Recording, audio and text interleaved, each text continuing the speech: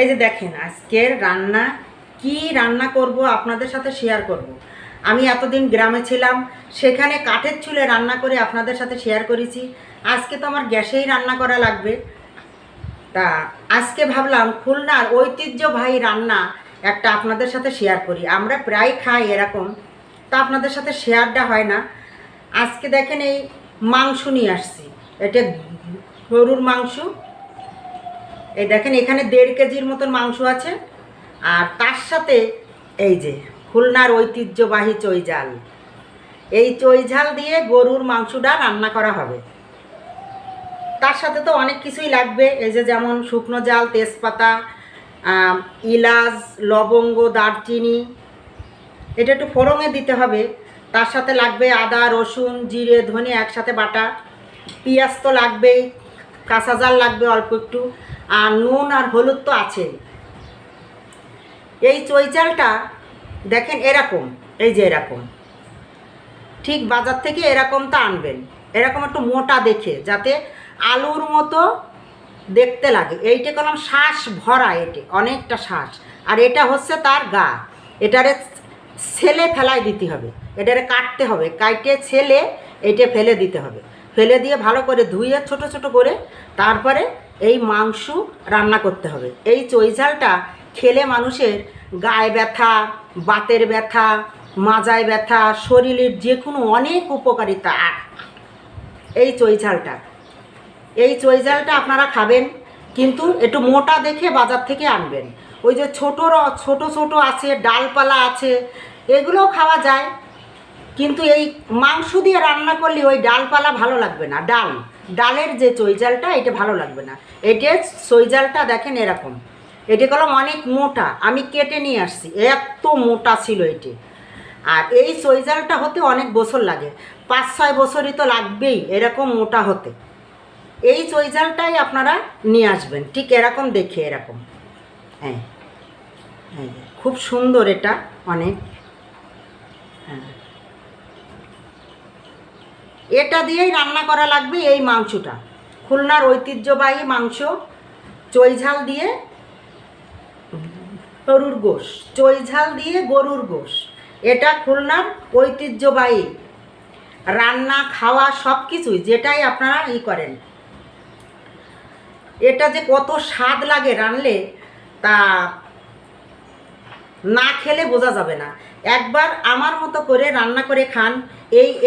এইভাবে চৈঝাল নিয়ে আসবেন এরকম দেখে, সেইটা দিয়ে এই খুলনা এই মাংসটা রান্না করবেন। আমরা থাকি খুলনায়, আমাদের তো সবচেয়ে সবচেয়ে সবচেয়ে বেশি প্রিয় খাবার হচ্ছে এই চৈঝালের মাংস। এই গরুর মাংস রান্না করতে হবে চৈঝাল দিয়ে, খাসির মাংসটাও যায়, ওটাও অনেকটা ভালো লাগে। তা আমি আজকে এই গরুর মাংস দিয়ে রান্না করে আপনাদের সাথে শেয়ার করব। কিভাবে রান্না করি দেখেন। এই যে দেখেন আমি এখন তেল দিয়ে দেব,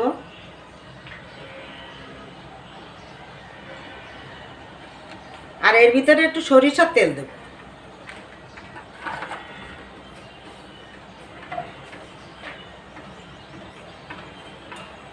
গোশ তো এতে একটু তেল বেশি দিয়ে রান্না করাই লাগবে, নইলে গোশ ভালো লাগবে না।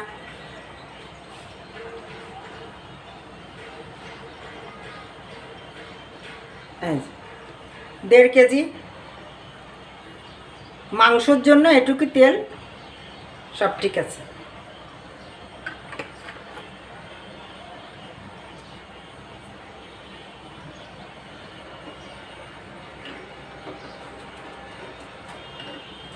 আর এর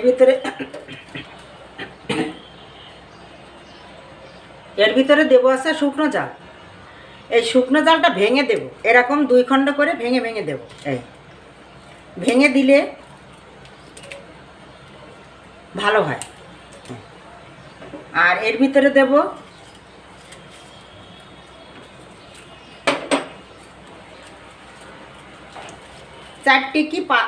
চারটে তেজপাতা, এটাও একটু ভেঙে দেব, একটু ছিঁড়ে দেব। আর দেবো হচ্ছে এই যে অল্প একটু সব কিছু মিলিয়ে, যেমন এলাচ, লবঙ্গ, দারচিনি, গোলমরিচ একসাথে অল্প কয়টা দিয়ে দেবো।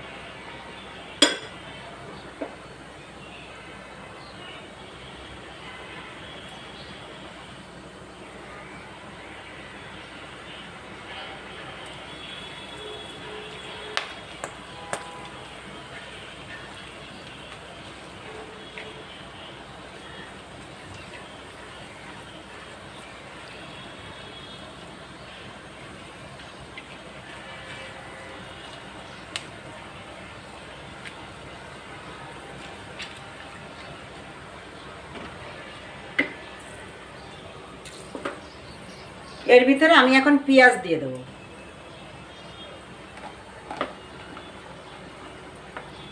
চারটে পেঁয়াজের মতন কাটলে যতটুকু হয়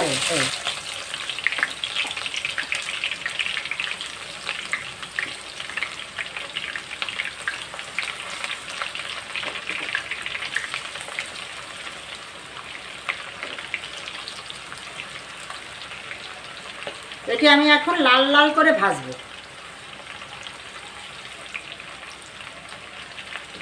লাল হওয়া পর্যন্ত অপেক্ষা করব।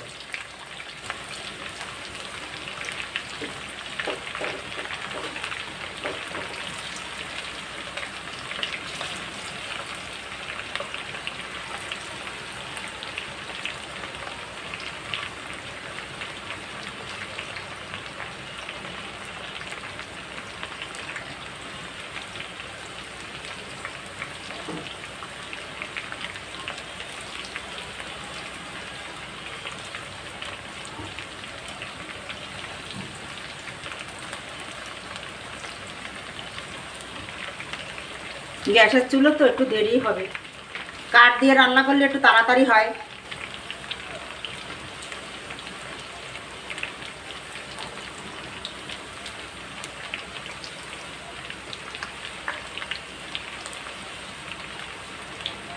এটা একটু ব্রেস্তার মতন করতে হবে, কাঁচা কাঁচা দেওয়া যাবে না।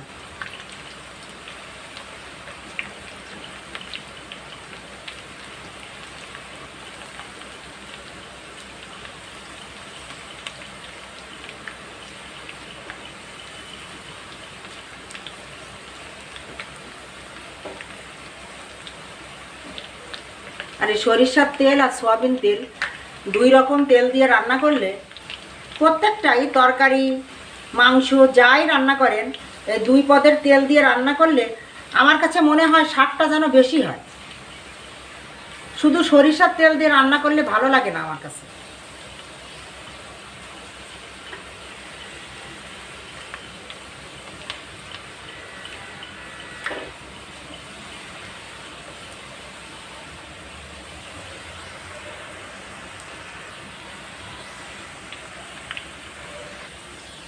এই যে দেখেন এরকম হবে, একটু বেরেস্তার মতন হবে, একদম বেরেস্তার মতন অতটা লাল হবে না, এতটুকু লাল হবে। এই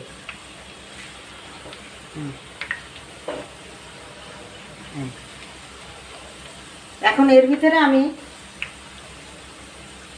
আদা রসুন ধনে জিরে একসঙ্গে বেটে রাখি, আমি রেখে একসঙ্গে দিয়ে দিই সব কিছু মাপ মতন। এখানে 2 চামচ 3 চামচের মতন আছে এই চামচের, এটা আমি এখন দিয়ে দেব।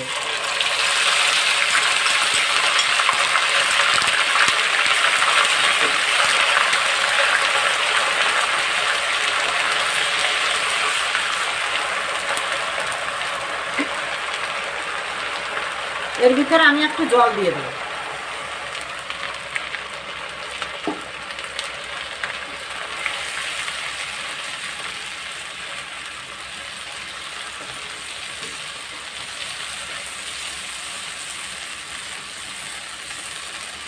জল দিলে হয় কি, ঝালের গুঁড়ো হলুদের গুঁড়ো এগুলো দিলে একটু ভালো হয়, এটা মিক্স হয় ভালো, পড়ে না।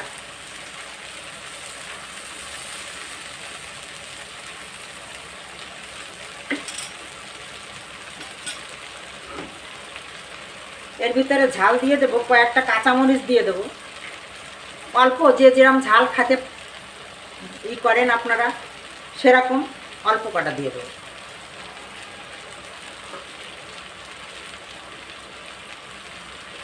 এর ভিতরে আমি এখন এক এক করে যতটুকু যা লাগবে আমি সব কিছু দিয়ে দেবো। হলুদ ঝালের গুঁড়ো লবণ, আগে দেব লবণটা, লবণ দেব 1 চামচ স্বাদ মতন, যদি পরে লাগে আবার দেব।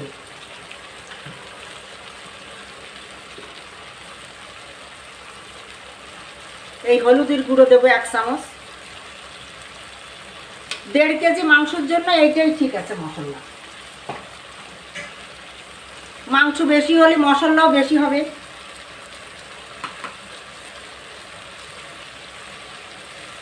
এক চামচ একটু দেবো, যেহেতু চৈজাল যাচ্ছে তার একটা ঝাল আছে, এই অল্প একটু।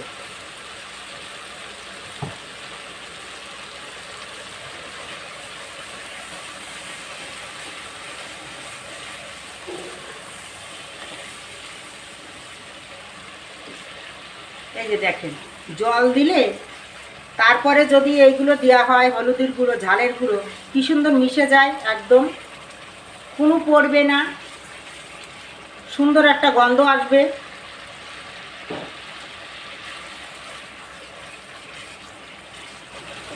এই যে কত সুন্দর মিশে গেছে।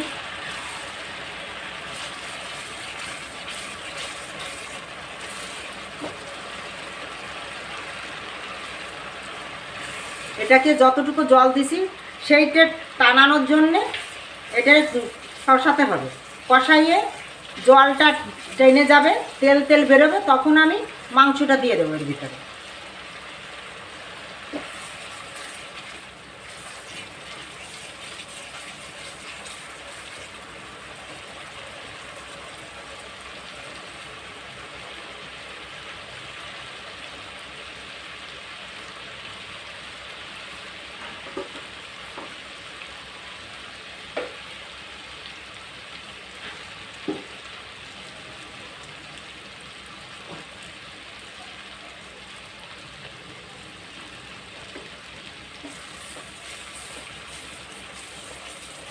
যেন না পড়ে বারবার একটু ঘোটাতে হবে, না ঘোটালে তো পুড়ে যাবে। আর যেহেতু আমি নন স্টিকে রান্না করতেছি,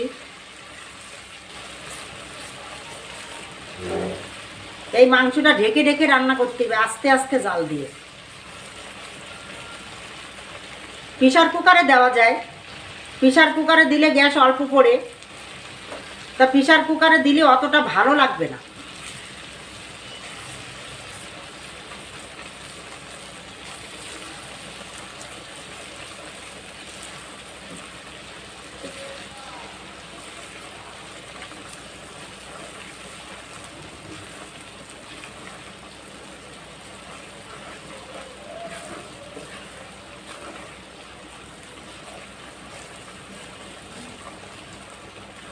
এই যে সে যতটুকু জল দিয়েছিলাম কিচ্ছু নাই, এখন সব সব শুকিয়ে গেছে। এখন কষানো হয়ে গেছে ভালো মতন, তেল ফুটে উঠেছে এই যে চারিদিকতে, এই যে কত সুন্দর।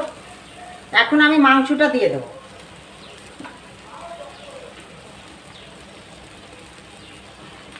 এখন আমি এই মাংসটা দিয়ে দেবো এর ভিতরে, এই অল্প অল্প করে দেবো।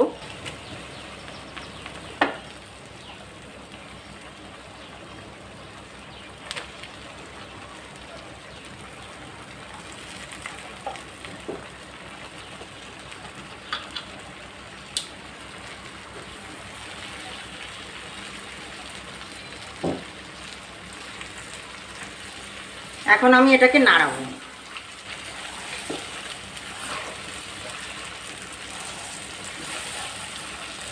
এই মাংসটা অনেকটা জল গলবে, ওই জলেই এটা হয়ে যাবে।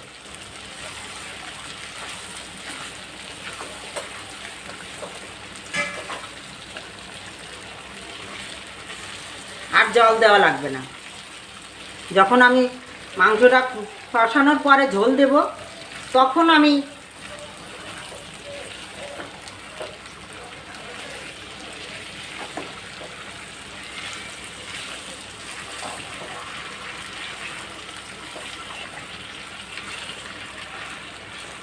এটা অনেকটা জল গলবে।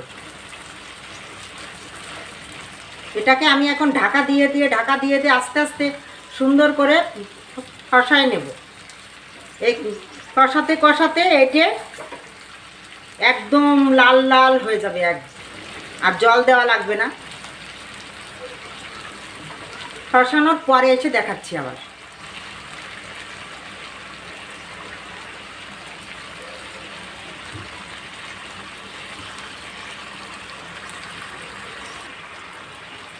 এই যে দেখেন, একটু চাড়ানোর পরে কতটা জল গলিছে। এই জলটা একটু থাকবে না, সব কষাইয়ে এই জলটারে একদম রাখবো না। কষাতে হবে সুন্দর করে।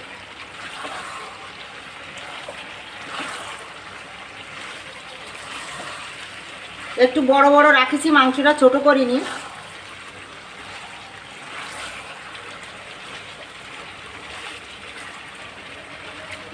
যেহেতু আমি চুই ঝাল দিয়ে রান্না করতেছি,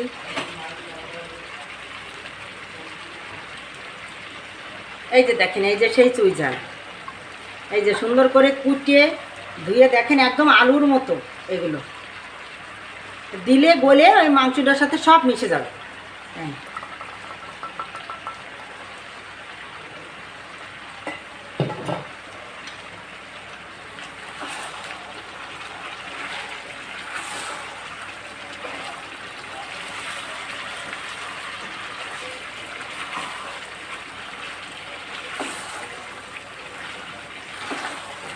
এটাকে ঢাকা দিয়ে এটা অর্ধেকের মতন সেদ্ধ হয়ে যাবে এখানেই। তারপরে আমি জল দেব। এই ঢাকা দিয়ে আমি কষাইয়ে জল দেওয়ার আগে আপনাদের সাথে আবার দেখাচ্ছি।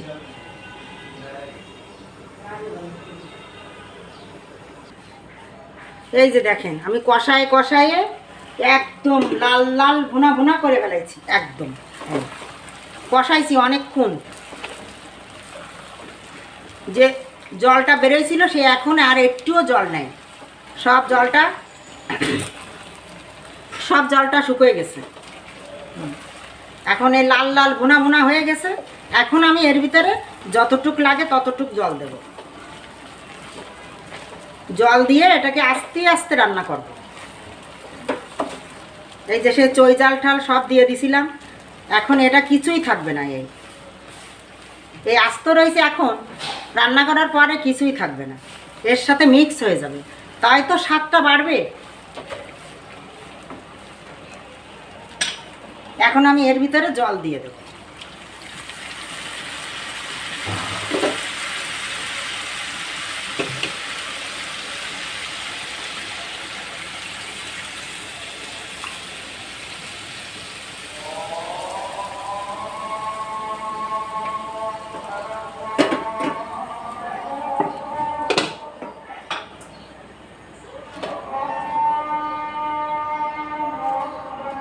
এটা সুন্দর করে লাগিনি, কোনো জায়গা লাগিনি। এই কষাতে হবে খুব সুন্দর করে, এই কষানোটাই হচ্ছে মেন।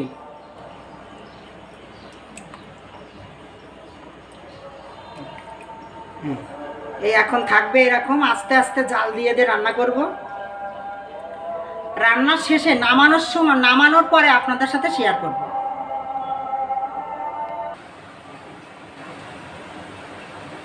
এই যে দেখেন, আমি আস্তে আস্তে ধীরে ধীরে জাল দিয়ে শুধু গ্যাসের চুলোর উপরেই, আমি কোনো প্রেসার কুকারে দিইনি।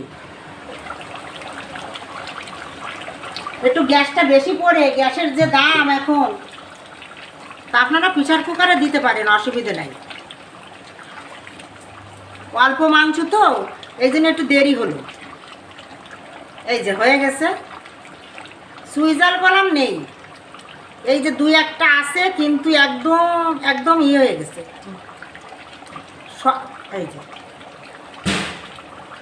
এই যে এতটুকু আছে, দুই একটা আছে, সব গলে গেছে। আমি লবণটা দেখে নিয়েছি, লবণটা ঠিকঠাক। এই যে হয়ে গেছে, আমি এখন নামাই দেবো।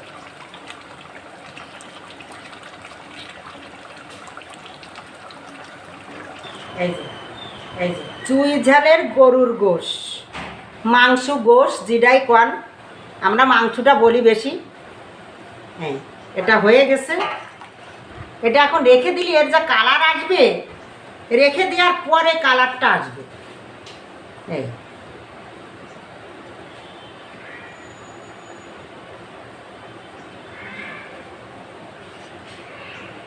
এই সব দিয়ে দিলাম, এর গায়ে যতটুকু ছিল ততটুকু দিয়ে দিলাম।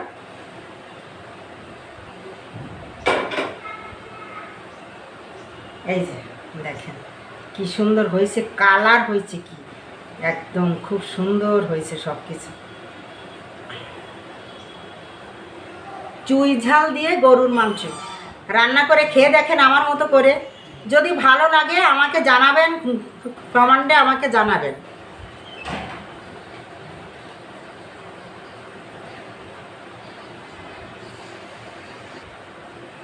চুই ঝালের গরুর মাংস রান্না আমি করলাম আমার মতো করে।